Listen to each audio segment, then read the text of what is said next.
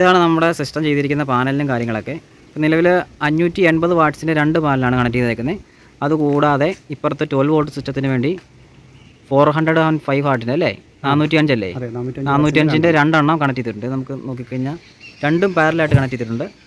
ഇതുകൂടാതെ നമ്മുടെ 24-ൽ സീരീസ് ആയിട്ട് 2 എണ്ണം കണക്ട് ചെയ്തിട്ടുണ്ട്. 580 വാട്ട്സിൻ്റെ 2 പാനൽ സീരീസ് ആയിട്ട് കണക്ട് ചെയ്തിട്ടുണ്ട്. ഇതിപ്പോൾ നമുക്കിവിടെ ഏരിയ എന്ന് പറഞ്ഞാൽ നല്ല വെയിൽ കിട്ടുന്ന ഏരിയയാണ്. ഇപ്പോൾ ഒരു എത്ര മണി തൊട്ട് വെയിൽ കിട്ടുന്നുണ്ട്? 7 മണി തൊട്ട് എനിക്ക് പ്രശ്നം കിട്ടാറുണ്ട്. 1 ആമ്പിയർ മുതൽ 1 ആമ്പിയർ എനിക്ക് 6:50 മുതൽ കിട്ടുന്നുണ്ട്. അപ്പോൾ രാവിലെ ഒരു 7 മണി തൊട്ട് എങ്ങനെ പോലും 6 മണി വരെ വെയിൽ കിട്ടുന്നുണ്ട്. ഇപ്പോൾ താഴെ നിന്ന് എടുക്കുമ്പോഴാണ് നമുക്ക് ഈ വെയിലിൻ്റെ അവസ്ഥ മനസ്സിലാക്കാൻ പറ്റാത്ത. മരങ്ങളുടെ ഒരു തണലായിട്ട് തോന്നും, പക്ഷേ അതിൻ്റെ പാനലിൽ അവിടെ മുകളിൽ കയറി നോക്കിക്കഴിഞ്ഞാൽ നല്ല വിസിബിലിറ്റിയും കാര്യങ്ങളൊക്കെ കിട്ടും. ഇത്രയും തടസ്സങ്ങളൊന്നും തോന്നുകയില്ല.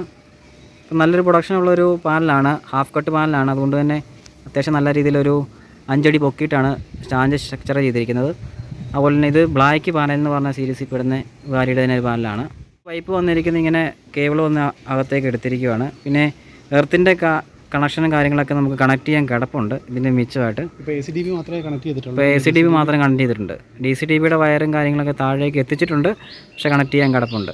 അപ്പോൾ രണ്ടിലും SPD ഉള്ളതുകൊണ്ട്. അതെ, 2 SPD ആണ് ഇവിടെ സെറ്റ് ചെയ്തേക്കുന്നത്. AC-ക്കും DC-ക്കും സെപ്പറേറ്റ് SPDയും സെപ്പറേറ്റ് എർത്തുമാണ് കണക്ട് ചെയ്തിരിക്കുന്നത്.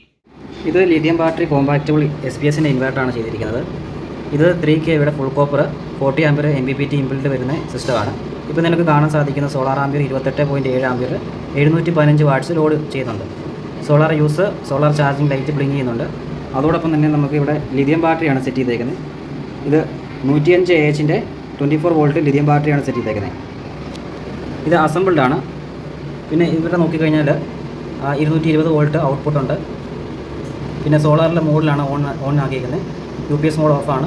ഡിസ്ചാർജ് ഇപ്പം 0 ആണ്. അപ്പം ഇതിൻ്റെ കൂട്ടത്തിൽ വന്നിരിക്കുന്ന ഈ BMS ഒരു ബോർഡ് വരുന്നുണ്ട്, ഒരു ഇൻഡിക്കേറ്റർ അല്ലെങ്കിൽ വോൾട്ടേജ് കാണിക്കാൻ വേണ്ടിയുള്ള. അതിനകത്ത് 94% ഇപ്പം ചാർജിങ് ഉണ്ട്. ഡിസ്ചാർജിങ് നടക്കുവാണ്. അപ്പോൾ ഇവിടെ AC ഓൺ ആക്കിയിരിക്കുന്നുണ്ട് തന്നെ 17 ആമ്പിയറോളം ഡിസ്ചാർജിങ് ഉണ്ട്. ബാറ്ററിയുടെ വോൾട്ടേജ് 26.7 സെൽഷ്യസ് കാണിക്കുന്നുണ്ട്. പിന്നെ ഓരോ സെല്ലിൻ്റെ വോൾട്ടേജാണ് മുകളിൽ കാണിക്കുന്നത്. അത് നമ്മൾ ഇവിടെ DCDB വെച്ചിട്ട് സെപ്പറേറ്റ് ചെയ്തിട്ടുണ്ട്. DCDBയിൽ SPD സെറ്റ് ചെയ്തിട്ടുണ്ട്, ഫ്യൂസ് ഉണ്ട്, ഒരു ഐസൊലേറ്റർ ഉണ്ട്. അതിൻ്റെ ഇൻപുട്ട് ഇതാ കയറുന്നത്. ഇത് ബാറ്ററിയിലേക്ക് പോയേക്കുന്നത് ഇതിൻ്റെ സോളാറിൽ നിന്ന് ചാർജ് ആകാൻ വേണ്ടി സോളാറിൽ കണക്ട് ചെയ്തേക്കുന്നത് ഇതിൻ്റെ പുറകിൽ കണക്ട് ചെയ്തിട്ടുണ്ട്. ഹൈബ്രിഡ് സിസ്റ്റമൊക്കെ നമ്മൾ പരിചയപ്പെടുത്തിയിട്ടുണ്ടായിരുന്നു, അത് ഇൻപുട്ട് കയറിയിട്ടുണ്ട്. പിന്നെ ഇത് ഔട്ട്പുട്ടിൻ്റെ ചെറിയ ഇൻവേർട്ടറുണ്ട്.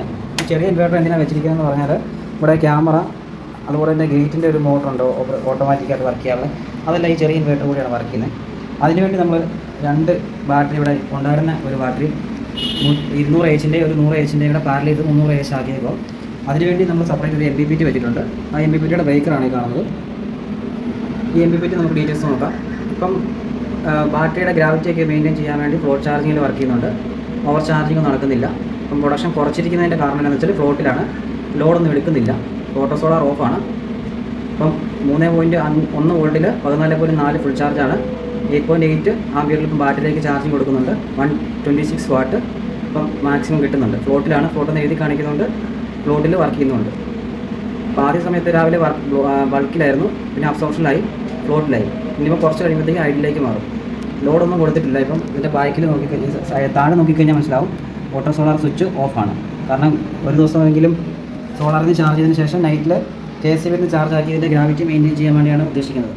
ഉപയോഗിച്ചിരുന്ന ഈ 12 വോൾട്ടിൻ്റെ 1500 VAയുടെ ഇൻവേർട്ടറും ഈ ബാറ്ററിയും ഈ നമ്മൾ മുമ്പേ കണ്ട ഇൻവേർട്ടറിൻ്റെ MPPT ആയിരുന്നു ഉപയോഗിച്ചുകൊണ്ടിരുന്നത്. അപ്പോൾ ആ ഒരു സിസ്റ്റത്തെ നമ്മൾ നിലവിലുള്ള ലോഡ് കുറയ്ക്കാനായിട്ട് ക്യാമറ കണക്ട് ചെയ്തു, പിന്നെ ഗേറ്റിൻ്റെ മോട്ടറും. അങ്ങനെ ചെയ്യുമ്പോഴുള്ള ഗുണം എന്താണെന്ന് വെച്ചാൽ 24 hour നമുക്ക് ബാക്കപ്പ് കിട്ടും. ഈ 12 അത് സെപ്പറേറ്റ് ഓടുകയും ചെയ്യും. ഈ 24-ൽ അത്രയും ലോഡ് കണ്ടിന്യൂസ് ആയിട്ടുള്ള കൊടുക്കുന്ന ലോഡ് കുറയ്ക്കുമ്പോൾ ബാക്കിയുള്ള ലോഡുകളിൽ ബാക്കപ്പ് കൂട്ടാനും സാധിക്കും. ഇപ്പോൾ നിലവിലുള്ള AC അടക്കം ഇതിൽ റൺ ചെയ്യുന്നുണ്ട്. AC പകലാണ് ഉപയോഗിക്കുന്നത്. അത് 2 way സ്വിച്ച് വെച്ച് കൺട്രോൾ ചെയ്യാൻ പറ്റും. പിന്നെ കണ്ടിന്യൂസ് ആയിട്ട് ലൈറ്റ്, ഫാന്, TV, മോട്ടർ പകൽ ഓടിക്കുന്നുണ്ട്. കൂടാതെ ഫ്രിഡ്ജ് കണ്ടിന്യൂസ് ആയിട്ട് രാവും പകലും ഓടുന്നുണ്ട്. അത് ഈ സിസ്റ്റത്തിലാണ് വർക്ക് ചെയ്യുന്നത്. അപ്പം 2 ആയിട്ട് കണക്ട് ചെയ്യുമ്പോഴത്തേക്കും ആ 100 വാട്ട്സും പിന്നെ മോട്ടറിൻ്റെ കാര്യം പറഞ്ഞില്ല, മോട്ടർ എന്ന് പറഞ്ഞാൽ ഗേറ്റിൻ്റെ മോട്ടർ, അത് സെപ്പറേറ്റ് ഈ 12-ൽ വർക്ക് ചെയ്യുന്നത് കൊണ്ട് തന്നെ ആ ലോഡ് ഈ 24-ൽ നിന്ന് കുറയും. അതുകൊണ്ട് 24-ന് സെപ്പറേറ്റ് ഒരു ബാക്കപ്പും 12-ന് 24 hour ബാക്കപ്പും കിട്ടുന്നതാണ്. ഈ ഒരു സിസ്റ്റത്തിൽ നിന്ന് എത്ര യൂണിറ്റ് ഒരു ദിവസം കിട്ടും എന്നുള്ളത് നമുക്ക് ചെക്ക് ചെയ്ത് നോക്കാം. 6.3 യൂണിറ്റ് നമുക്ക് ഈ സിസ്റ്റത്തിൽ നിന്ന് കിട്ടിയിട്ടുണ്ട്.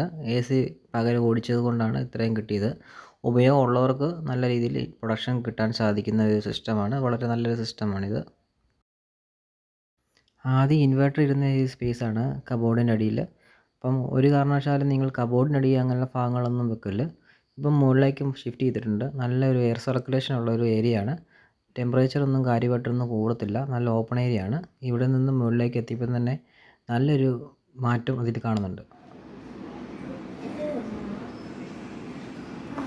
ഇതാണ് ഇതിൻ്റെ മോണിറ്ററിങ് ഫോൺ വഴി യൂസ് ചെയ്യുന്നത് കേട്ടോ. ഇപ്പോൾ ഇതിൽ എനിക്ക് ഞാൻ ഓരോന്ന് യൂസ് ചെയ്യണമെന്നുണ്ടെങ്കിൽ ഇപ്പോൾ എല്ലാം യൂസ് ചെയ്യാൻ പറ്റുന്നുണ്ട്. ഇപ്പോൾ ഫുൾ മെയിൻ വീട്ടിൽ ഫുള്ള് മെയിൻ എനിക്ക് ഓഫ് ചെയ്യാൻ പറ്റുന്നുണ്ട്. മെയിൻ ഫുൾ ഓഫായി. അപ്പോൾ ഇത് കംപ്ലീറ്റ് ഓഫായി. ഇപ്പോൾ ഇത്